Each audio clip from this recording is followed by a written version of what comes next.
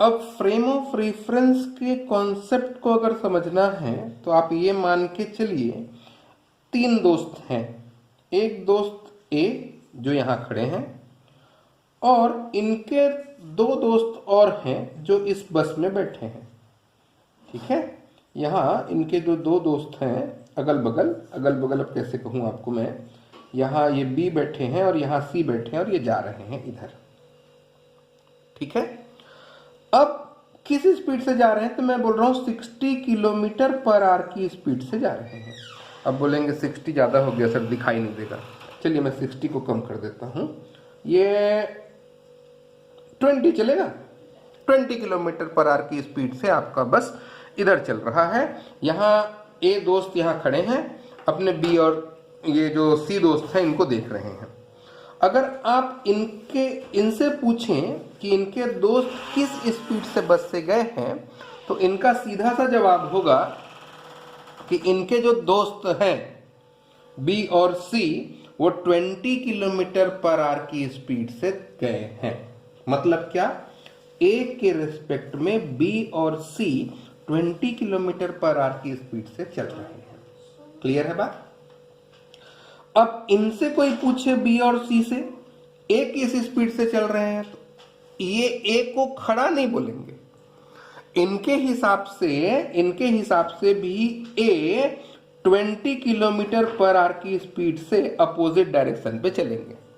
ठीक है ना? कई बार आप लोग बस में बैठ के बाहर पेड़ों को देखिए तो पेड़ चलते हुए दिखते हैं आपको आपके अपोजिट। मतलब क्या, बी और सी दोनों, ये बी है और ये सी है, ये दोनों के दोनों क्या है, रेस्ट में है, एक दूसरे के सापेक्ष स्थिर नहीं है जी। जैसे अगर बी से पूछिए सी चल रहा है क्या 20 किलोमीटर पर आवर की स्पीड से, ए से पूछा तो बता रहा था, तो बोलेगा नहीं भाई सी चल ही नहीं रहा, वो तो मेरे साथ ही बैठा हुआ है। ठीक है ना, वो तो मेरे साथ ही बैठा हुआ है, वो भी रेस्ट में है, मैं भी रेस्ट में हूँ, सीट में बैठे हुए दोनों, चलने का सवाल ही नहीं है। ध्यान ये दीजिए किसी वस्तु की स्थिति या गति। देखिए भाई, आपसे भी कोई पूछे एक ऐसा है तो आपका जवाब होगा भाई ये रेस्ट में है, धरती में खड़ा हुआ है आदमी। लेकिन बी से अगर आप ए के बारे में पूछेंगे तो वो बोलेगा भाई ये तो चल रहा है 20 किलोमीटर पर आवर की स्पीड से अपोजिट डायरेक्शन पे। इसका मतलब क्या, किसी भी वस्तु के पोजीशन को, मोशन को अगर डिफाइन करना है तो आपको ये स्पेसिफाई करना होगा कि किसके रिस्पेक्ट में बात कर रहे हैं आप। मतलब अगर बी से पूछे आप कि ये 20 किलोमीटर पर आवर की स्पीड से चल रहे हैं, तो आपको बी से ये पूछना पड़ेगा भैया तुम चल रहे थे कि रुक के देखे, तो बोलेगा भाई मैं 20 किलोमीटर से चल रहा था इसलिए वो भी चल रहा था। तो इसलिए एक कॉन्सेप्ट समझ में आ गया होगा आपको। क्या कॉन्सेप्ट समझ में आया आपको? ये कॉन्सेप्ट समझ में आ गया कि अगर आप किसी वस्तु के एग्जैक्ट पोजीशन और वेलोसिटी को डिफाइन करना चाहते हैं तो आपको एक रेफरेंस की आवश्यकता है जिसके रिस्पेक्ट में आप स्टडी करेंगे। बात क्लियर है? क्लियर है बात कि डाउट है? मेरे ख्याल से यहां तक का कॉन्सेप्ट आप सबको क्लियर है, यहां तक कोई डाउट नहीं है। अब चलिए आगे चलते हैं। फ्रेम ऑफ रेफरेंस क्या है? फ्रेम ऑफ रेफरेंस या तो ए है या फिर बी है, ठीक है ना, या फिर ये बस है। मतलब क्या, किसके सापेक्ष आप ए के बारे में बात कर रहे हैं इसको बताना है। तो फ्रेम ऑफ रेफरेंस क्या होता है? निर्देश तंत्र क्या होते हैं? जिसके सापेक्ष किसी वस्तु के स्थिति और गति का अध्ययन करते हैं। फ्रेम ऑफ रेफरेंस क्या है? एक ऐसा चीज है, ऐसा रेफरेंस पॉइंट है, ऐसा रेफरेंस है जिसके सापेक्ष किसी वस्तु के स्थिति या गति को स्पष्ट रूप से अध्ययन किया जाएगा। मैं जो बताने की कोशिश किया वो समझ में आया आपको? एक चीज के बारे में दो बातें कर सकते हैं। जैसे ए के हिसाब से सी 20 किलोमीटर पर आवर की स्पीड से चल रहे हैं लेकिन बी के हिसाब से सी नहीं चल रहे हैं, तो आपको बताना पड़ेगा कि ए निर्देश फ्रेम में सी के बारे में कितना और बी निर्देश फ्रेम से सी के बारे में कितना वेलोसिटी है, कितना पोजीशन है। तो इसी को हम लोग फ्रेम ऑफ रिफरेंस कहते हैं।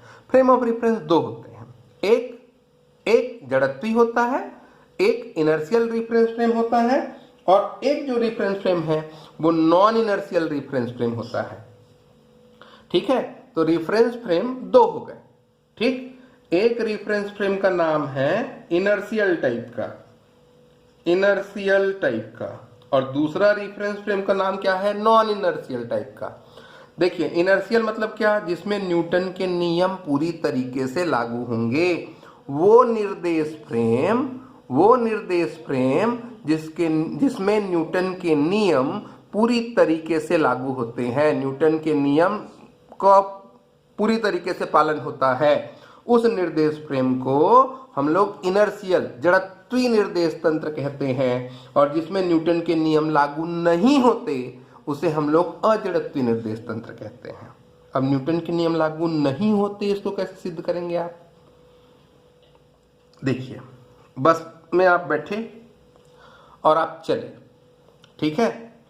जब आप अचानक बस का ड्राइवर बस को स्टार्ट करे तो आपको एक जर्क, एक बल फील होता है ना, धक्का लगता है पीछे की ओर धक्का आपको क्यों लगा? देखिए भाई, बल किस पे लगा है? बस पे।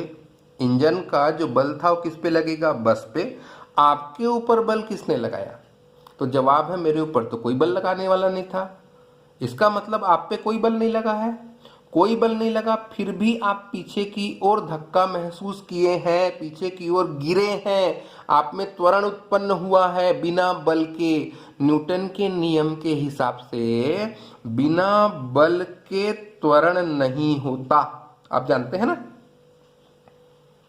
F का मान अगर 0 है तो A का मान 0 होता है। लेकिन अभी क्या हुआ? बल लगा बस पे, धक्का लगा आप पे। बस में अगर आप बैठे हैं तो आप पे धक्का लग रहा है ना, तो बल किस पे लगाया? इंजन बल बस पे, धक्का किसको लगा? आपको। पीछे की ओर कौन गिरा? आप गिरे, मतलब ये। और अचानक अगर बस चलते हुए अचानक रुक जाए तो आप आगे की ओर गिर जाते हैं। कौन गिराया आगे की ओर आपको? ब्रेक तो किस पे लगा है? बस पे लगा। आप पे लगा था क्या? नहीं लगा था। तो भाई, आप पे जब बल नहीं लग रहा तो त्वरण 0 होना चाहिए, एक्सेलरेशन आपका 0 होना चाहिए, बट नहीं है। तो जिसपे न्यूटन के नियम लागू नहीं होते वो अजड़त्वीय होते हैं, जिसमें न्यूटन के नियम लागू होते हैं वो जड़त्वीय होते हैं। क्लियर है बात? अब आगे का जो टॉपिक है आपका, अगर इस कॉन्सेप्ट को आप समझ गए होंगे तो अगला जो टॉपिक आ रहा है आपका, इन्हीं से रिलेटेड डिस्कशन है हमारे पास, यूनिफॉर्मली रोटेटिंग फ्रेम, एक समान घूर्णी फ्रेम। अब ये जब फ्रेम घूर्णन करेगा, क्या है टॉपिक आपका? यूनिफॉर्मली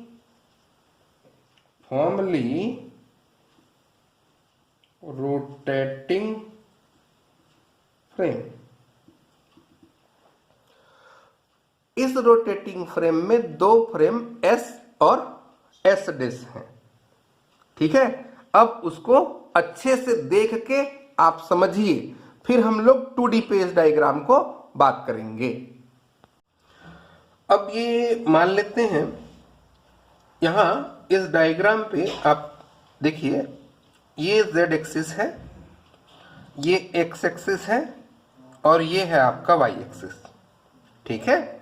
और यहां ये फ्रेम S है, ठीक है। और इसी के साथ एक फ्रेम S डैश भी है, जिसका Z एक्सिस बिल्कुल यही है, और ये X एक्सिस है उसका भी, और ये उसका Y एक्सिस है। ध्यान दीजिए, मतलब इनिशियली आपके फ्रेम S और S डैश के जो X एक्सिस है, जो ये X एक्सिस है, जो ये Z एक्सिस है, और ये जो Y एक्सिस है, वो कोइंसाइड है, एक दूसरे के संपाती हैं, एक दूसरे के साथ मिले हुए हैं।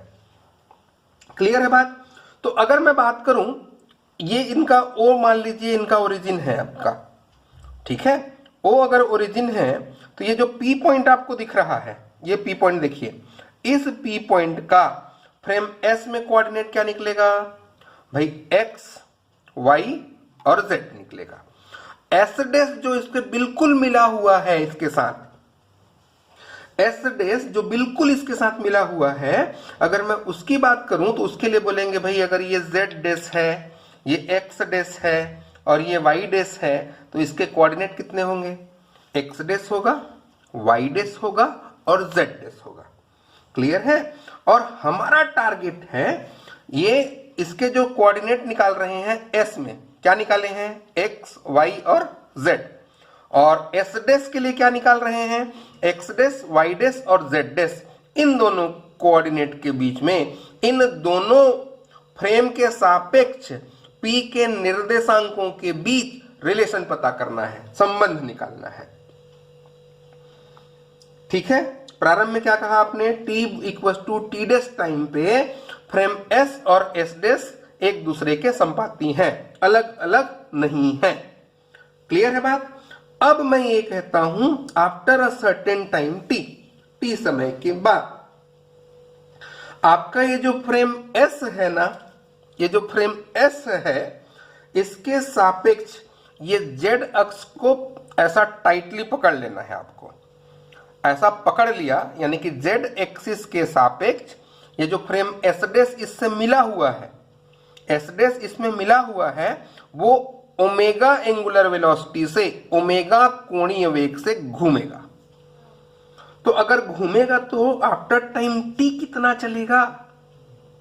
देखिए भाई, दो फ्रेम कहे, दोनों एक दूसरे से मिले हुए हैं, बिल्कुल ऐसे दोनों, यही जेड और जेड डेस यही है, ठीक है।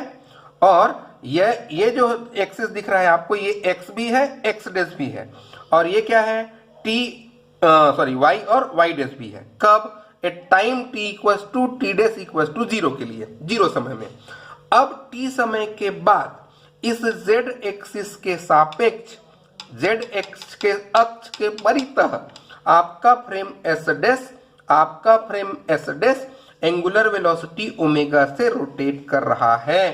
तो इसकी स्थिति कैसे हो गई, इसका स्थिति, तो अब देखिए ये एक्स एक्सिस है, ये एक्स डेस है, ये कुछ लिखा वाला क्या है, एक्स डेस है, मतलब यहां से लेकर के यहां तक आपका एंगल बना। किस एंगुलर वेलोसिटी से घूम रहा है ये, ओमेगा एंगुलर वेलोसिटी से। किसके रेस्पेक्ट में, इस जेड डेस अक्ष के परितः, और यही जेड है और यही जेड डेस भी है, इसको पकड़ के उसको घुमा रहे हैं। तो देखिए एक्स से क्या बन गया, एक्स डेस बना, दिख रहा है। और यहां वाई डेस आगे बढ़ के कहां चला आया है, यहां पे, कहां चला आया, यहां पे, ये वाई डेस है, ये एक्स डेस और ये वाई डेस पहले दोनों एक दूसरे के साथ मिले हुए थे, संपाती थे, अब अलग हो गए। चलिए एंगल कितना चला, अगर इनका एंगुलर वेलोसिटी ओमेगा है तो ये एंगल कितना होगा, यहां से लेकर के यहां तक ओमेगा टी, यहां से लेकर, पहले यहीं मिले थे ये, तो यहां से लेकर के यहां तक का जो एंगल होगा वो कितना है, वो कितना है, ओमेगा टी। तो यहां से लेकर यहां तक का एंगल कितना होगा, ओमेगा टी ही होगा।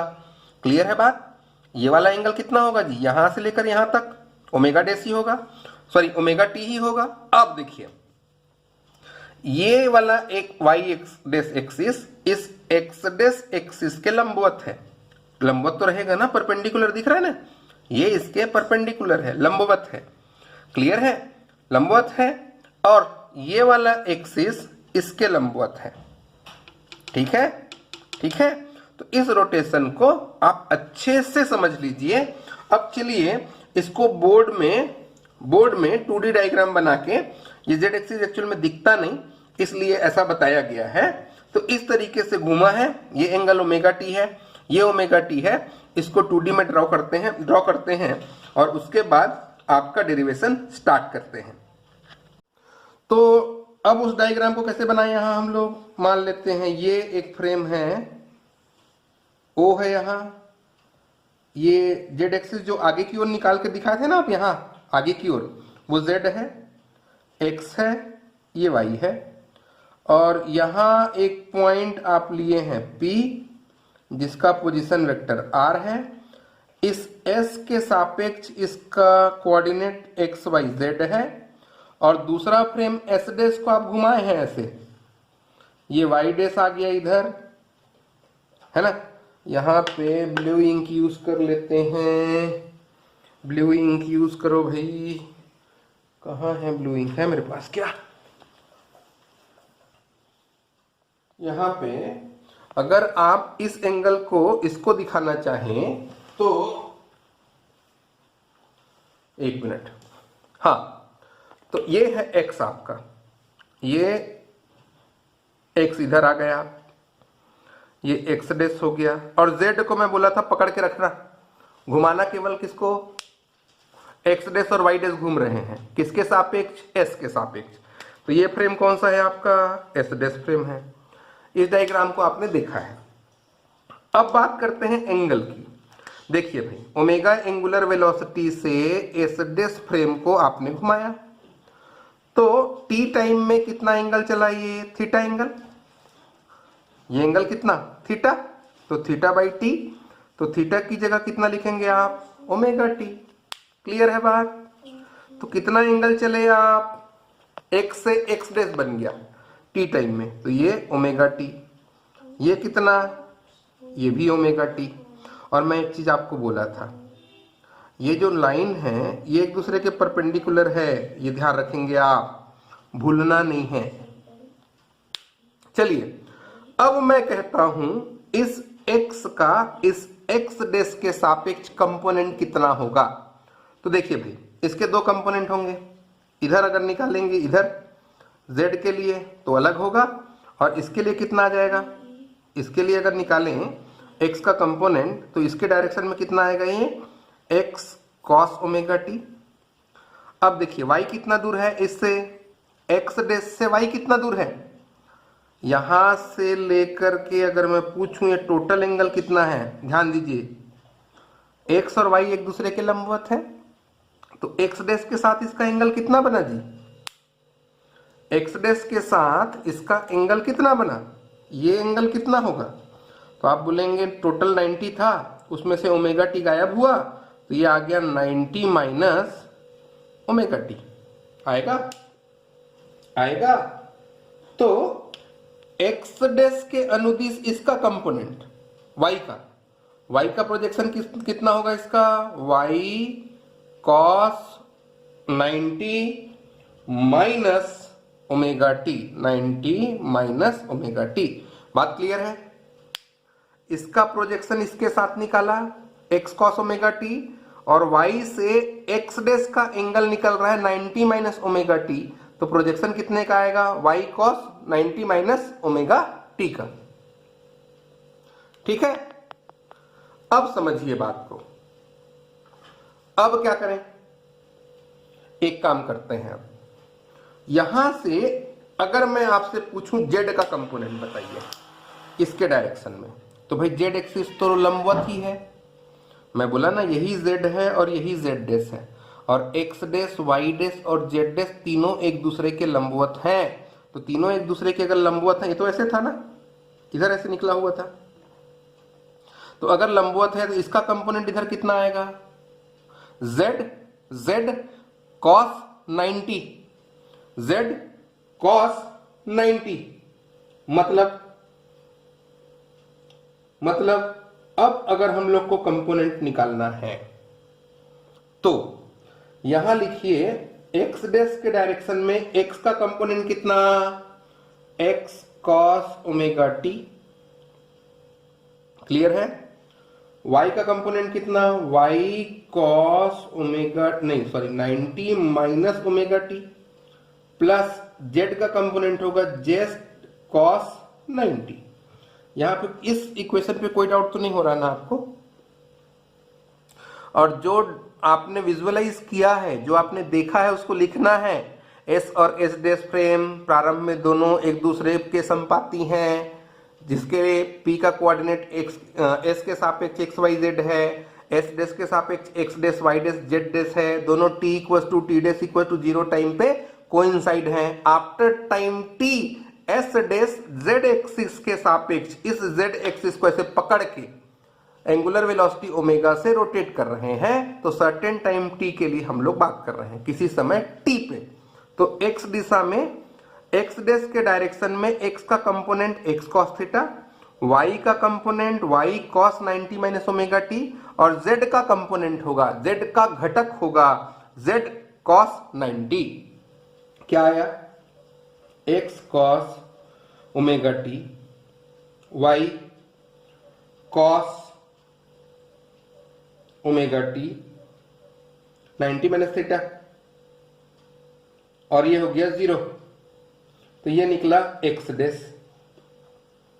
इसी तरीके से अगर मैं पूछूं आपको y डैश कितना होगा, तो y डैश के लिए देखिए भाई, y डैश के लिए ये आगे बढ़ गया, तो x से लेकर के y तक का एंगल 90, ओमेगा टी आगे चले गए तो 90 प्लस ओमेगा टी, तो x का इधर प्रोजेक्शन कितना होगा? x cos 90 plus omega T, और y का अगर कंपोनेंट इधर निकालें तो ओमेगा टी एंगल बना है इसके साथ, तो ये हो जाएगा y cos ओमेगा टी, और z तो इसके परपेंडिकुलर ही है, तो z cos 90। तो y डैश कितना आया? x, ये माइनस होगा ना, minus x sign omega T y cos omega T. ये हमने निकाल लिया कितना? x डैश का कंपोनेंट, y डैश का कंपोनेंट। चलिए अब बताइए z कितना होगा? z के लिए क्या करें? z तो भाई इस z के सापेक्ष ये भी 90 है, ये भी 90 है, तो अगर आप z डैश के लिए निकालें तो आपके पास आएगा x cos 90, y cos 90, और z डैश में एंगल देखिए 0 का है, तो ये कितना होगा? z cos 0, मतलब z dash equal to z। आपने जो कहा था वो सही है। अब देखिए, अब समझिएगा, अगर ये फ्रेम S कैसा है? जड़त्वी है। जड़त्वी कहने का मतलब इसमें न्यूटन के नियम लागू होते हैं। न्यूटन का नियम लागू होने का मतलब क्या? या तो आपका फ्रेम S स्थिर है, नहीं चल रहा, और अगर चल भी रहा है तो यूनिफॉर्म मोशन से चलेगा, एक समान वेग से चलेगा। मतलब क्या? मतलब क्या? इस पर बल नहीं लग रहा, बल नहीं लग रहा तो त्वरण कितना होगा इसका? 0। त्वरण समझते हैं आप? त्वरण कितना होगा? 0। मतलब क्या कह रहे हैं आप? अगर यहां लिखिएगा, यहां लिखिएगा, क्या लिखेंगे? S क्या है? इनर्शियल फ्रेम ऑफ रिफरेंस है। So it must be in rest और इन यूनिफॉर्म मोशन। या तो ये स्थिर होंगे या एक समान वेग से गतिशील होंगे, इसलिए इनका त्वरण क्या होगा? 0 होगा। ठीक है, इसलिए इनका त्वरण क्या निकलेगा? 0 निकलेगा। अब अगर त्वरण 0 है तो क्या आएगा? त्वरण अगर 0 है कहने का मतलब क्या? एस डैश की बात कर, एस की बात कर रहे हैं ना? किसकी बात कर रहे हैं? फ्रेम एस की। तो ये फ्रेम एस के लिए त्वरण 0 है कहने का मतलब d2x by dt2, d2y by dt2 और d2z बाई dt2 की वैल्यू 0 है। क्यों 0 है? क्योंकि ये इनर्शियल है। इनर्शियल है मतलब या तो ये स्थिर है या एक समान वेग से गतिशील है, त्वरित गति नहीं करेगा, है ना, एक्सेलरेटेड मोशन नहीं करेगा, एक समान वेग से चलेगा, तो इनके वेग में परिवर्तन की दर 0 होगी। क्लियर है? अब चलिए हम बात करते हैं इसके लिए। इसके लिए अगर मैं आपको पूछूं कि dx डैश बाई dt कितना है, तो आपका जवाब क्या आएगा भाई? अब अगर हम अब dx डैश बाई dt पता करेंगे इस इक्वेशन से, तो क्या मिलेगा हम लोग को? dx dash by dt is equal to, आपके पास क्या आएगा? इसको डिफरेंशिएट किया आपने तो cos ओमेगा t है, तो कितना हो रहा है देखिए, cos का हो जाएगा साइन, ये कांस्टेंट लिया x को, x है ना, ये हो जाएगा minus sine omega t into omega plus अब x को डिफरेंशिएट करके cos ओमेगा t कांस्टेंट कर दिया, तो cos omega t dx by dt plus अब इसको डिफरेंशिएट करेंगे तो y को कांस्टेंट ले लिया, साइन का किया तो ये हो गया cos ओमेगा t और ओमेगा t का डिफरेंशिएशन ओमेगा हो जाएगा, प्लस अब साइन ओमेगा t को कांस्टेंट ले लीजिए तो ये हो जाएगा dy बाई dt। अब क्या आएगा, इसको अगर सिंपल करें तो ये हो रहा है minus omega X sine omega T, ये वाला, और इसी क्रम में ये वाला देखिए plus omega Y cos omega T plus plus अब क्या बच गया ये वाला, तो cos omega T dx by dt plus plus sine omega T dy by dt। Clear है? अब इसको, इस इक्वेशन को रीअरेंज करिए। अगर इस इक्वेशन को आप रीअरेंज करें तो आप लोग को क्या मिल रहा है उसको देखिए। तो आपको मिलेगा, यहां से ओमेगा कॉमन निकाल दें, अगर ओमेगा कॉमन निकला तो minus X sine omega T plus Y, omega common निकाल दिए, कॉस ओमेगा टी प्लस ये पूरा term as it is cos omega T dx by dt plus sine omega T dy by dt। अब क्या करते हैं, चूंकि इसका एक्सेलरेशन भी निकालना है हम लोग को, एक्सेलरेशन के टर्म पे ही तो पता चलेगा कि ये रोटेटिंग है कि नहीं है, इसलिए एक काम कीजिए, इसको फिर से डिफरेंशिएट करते हैं, लेकिन उससे पहले इसको देखिए। तो ये वाला वैल्यू मेरे को कहीं देखा सा लग रहा है, minus X sine omega T plus Y cos omega T, ये वैल्यू कहीं है आपके पास, ये देखिए।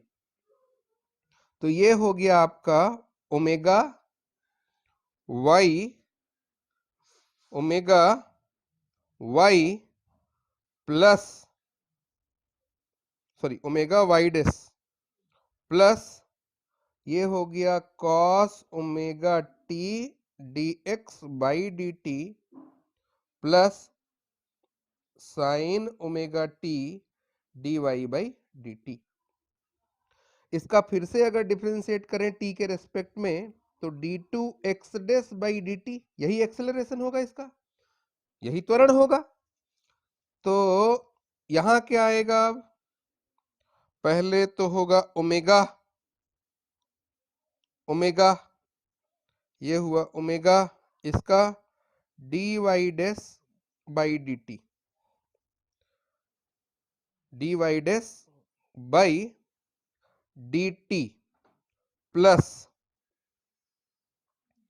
अब करते हैं प्लस, आगे गए तो ये है cos omega T dx by dt, cos omega T dx by dt, यहां पे ध्यान दीजिए। अब तो इसका अगर करें, इसका करते हैं तो कितना हो जाएगा, कॉस का तो माइनस होगा, कॉस का होगा minus sine omega T into omega dx by dt plus अब ये कांस्टेंट लेके इसको डिफरेंशिएट करेंगे आप, तो ये हुआ cos omega T d2x by dt2 plus इसके लिए देखिए साइन वाला करेंगे तो कितना होगा, ये कॉस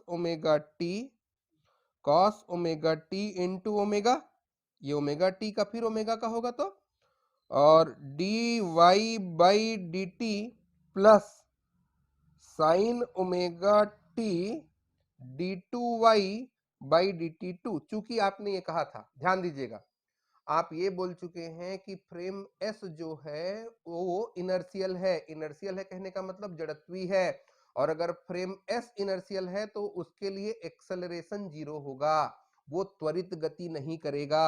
एक्सेलरेशन जीरो होने का मतलब क्या, आपने कहा है कि d2x by dt2 d2y by dt2 और d2z बाई dt2 ये 0 होगा।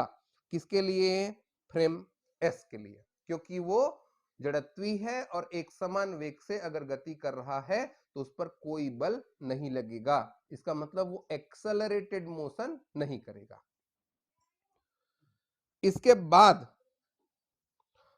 बाद एक इक्वेशन तो अब ये बना, क्या बना उसको देख लीजिए।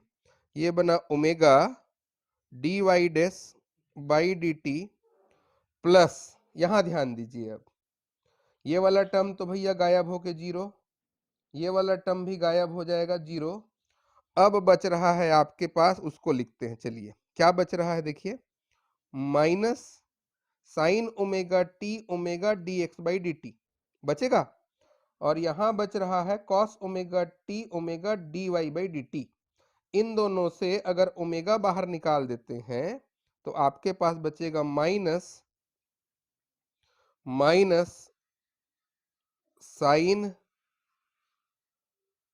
Omega T D x by D T plus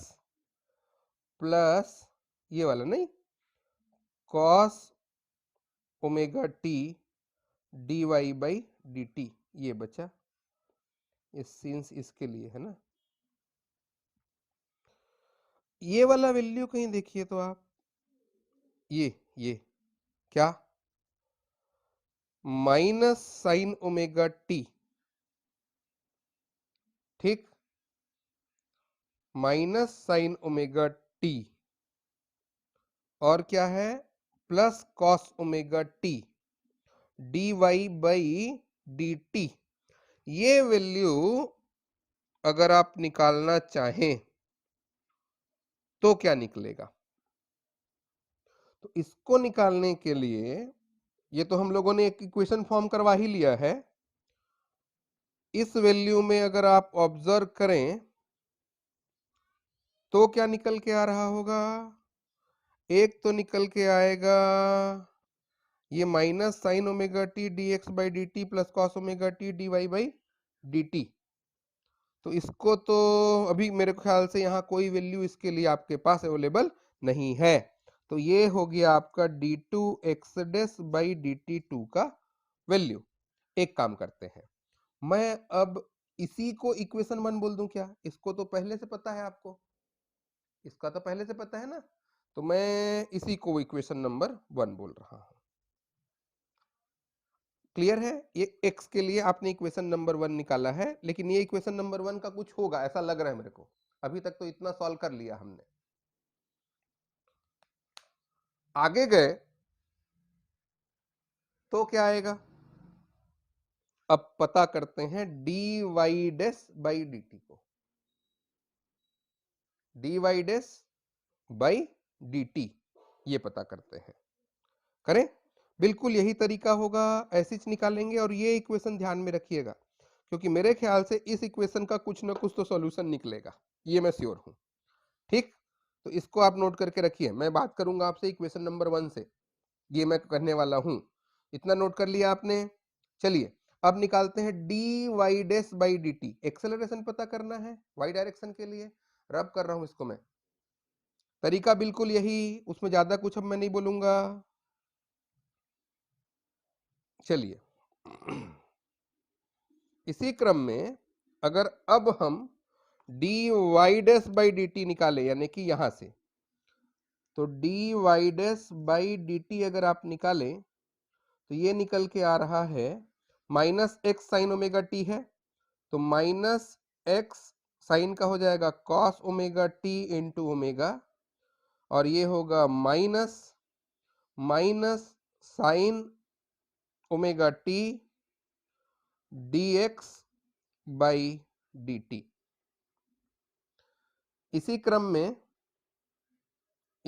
में इसका कर देंगे तो ये फिर आएगा माइनस वाई कॉस का हो जाएगा sine omega T into omega, और plus cos omega T D Y by D t. Simple कीजिए, यहां से देखिए ये वाला टर्म और इस वाले टर्म में अगर माइनस ओमेगा कॉमन निकाल दें, माइनस ओमेगा अगर कॉमन निकालें तो ये बच रहा है x cos ओमेगा t, और यहाँ बच रहा है plus y sin omega t, और ये हो गया minus sine omega T dx by D T plus cos omega T D Y by D T. Clear है? ये इक्वेशन, ये जो दिख रहा है, ये मेरे को कहीं देखा सा लग रहा है, उसको छोड़िए, खैर देखा सा लग रहा है को। यहां देखिए, ये तो कंफर्म देखा हूं मैं। कितना आएगा? माइनस ओमेगा, ये एक्स डेस हो जाएगा पूरा, minus sine omega T dx by D T cos omega T dy by D T. इसमें एक काम करते हैं, अब इसका एक्सेलरेशन निकालना है, तो फिर से तो d two Y dash by D T two, तो ये कितना हो जाएगा? Minus omega D x dash by D t, minus omega D x dash by D t, minus इसका करेंगे तो इसका कर देंगे, तो ये omega cos omega T D x by D T, plus इसका d two x by D T two होने वाला है, और वो जीरो होगा। क्यों? क्योंकि एस या तो रेस्ट में है या यूनिफॉर्म मोशन से गति कर रहा है, यूनिफॉर्म मोशन में है, एक्सेलरेटेड नहीं है, इसलिए हम जानते हैं इसको। तो सेकेंड टर्म नहीं लिख रहा, इसके लिए क्या आ जाएगा?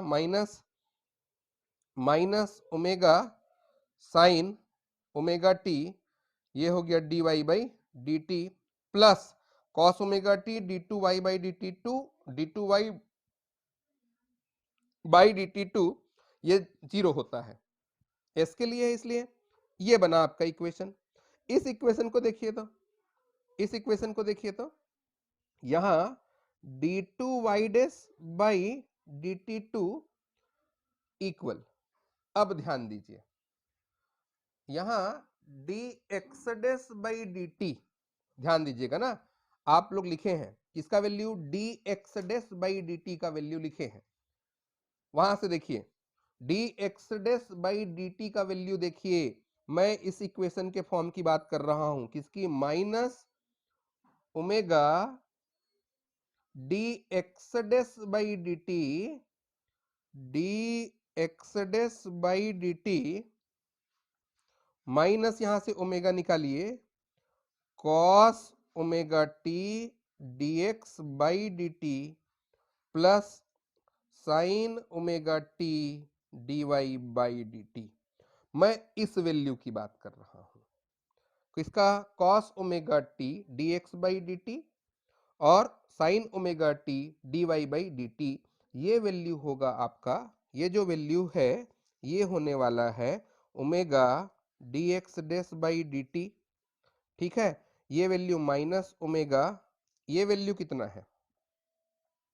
ये जो वैल्यू निकल के आएगा ये होगा d x dash by D t minus omega Y dash minus omega Y dash के इक्वल।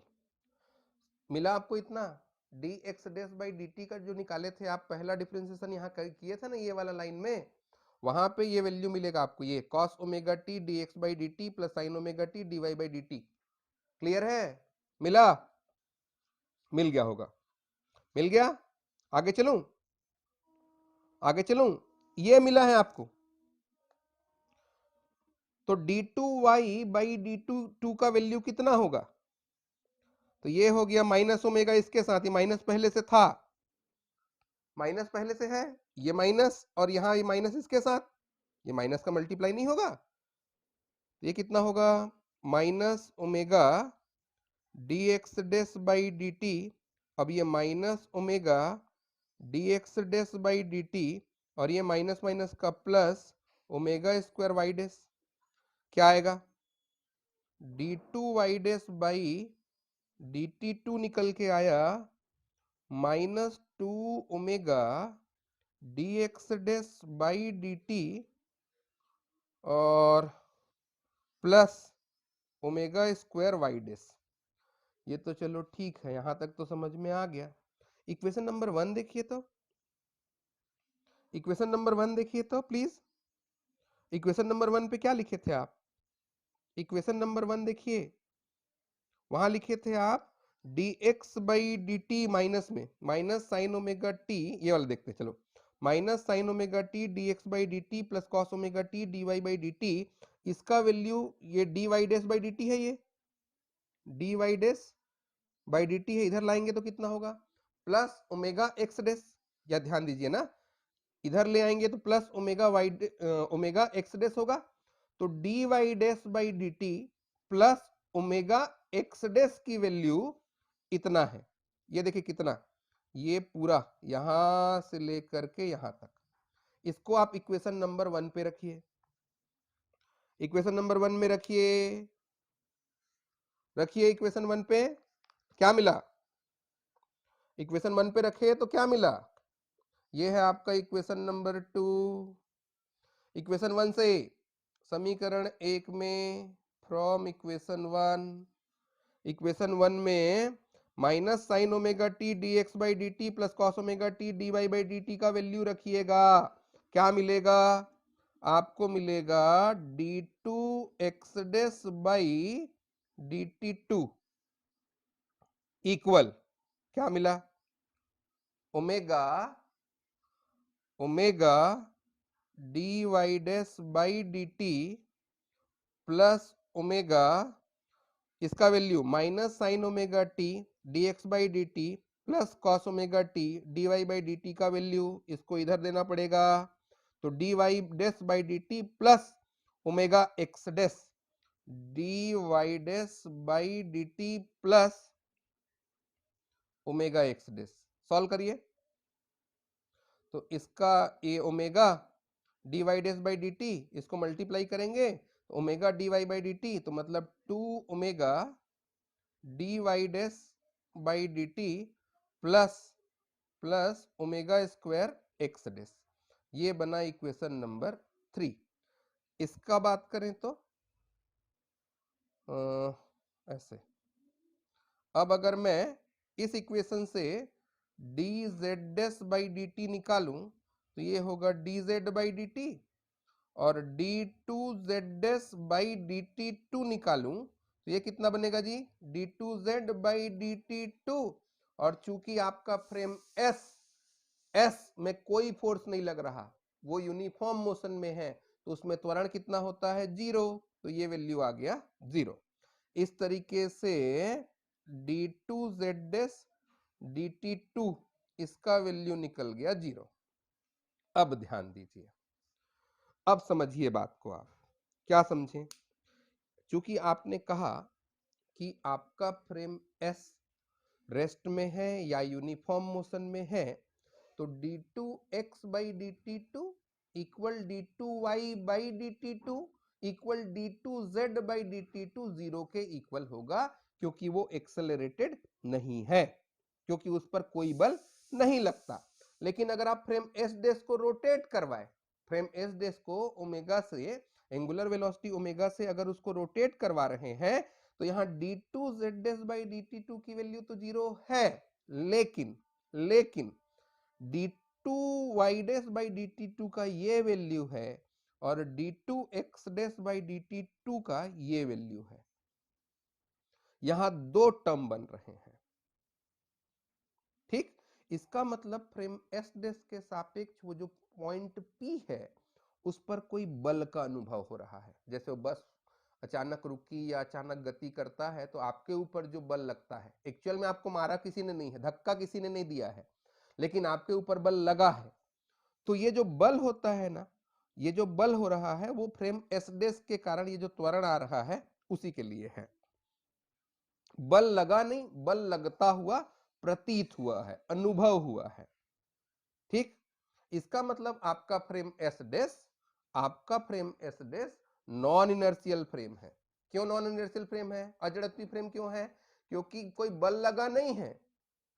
बल किस पर लग रहा है? फ्रेम पे, और उस अनुभव को कौन कर रहा है? पॉइंट पी, बस में बैठा हुआ आदमी उस बल को अनुभव कर रहा है। बल कहां लग रहा है? बस पे। अनुभव कौन कर रहा है? अनुभव कौन कर रहा है? उसका पैसेंजर। तो फ्रेम एस डेस आपका कैसा है? नॉन इनर्शियल फ्रेम है, इसीलिए d2x dt2 की वैल्यू 0 नहीं है और d2y dt2 का भी वैल्यू 0 नहीं है। अब अपने इस इक्वेशन को ध्यान से देखिए, दोनों में दो टर्म है, ठीक है। तो ये जो फर्स्ट टर्म होता है ना, इसका आपके इस इक्वेशन का जो ये फर्स्ट टर्म है, ये फर्स्ट टर्म है, इसी फर्स्ट टर्म को हम लोग कोरियोलिस एक्सेलरेशन बोलते हैं, कोरियोलिस त्वरण बोलते हैं। त्वरण 0 होना चाहिए था, ये त्वरण आपको मिल रहा है। तो ये जो फर्स्ट टर्म है 2 omega D Y dash by D t या -2 omega D x dash by D t, इसी को आप लोगों ने नाम दिया है कोरियोलिस त्वरण, कोरियोलिस एक्सेलरेशन।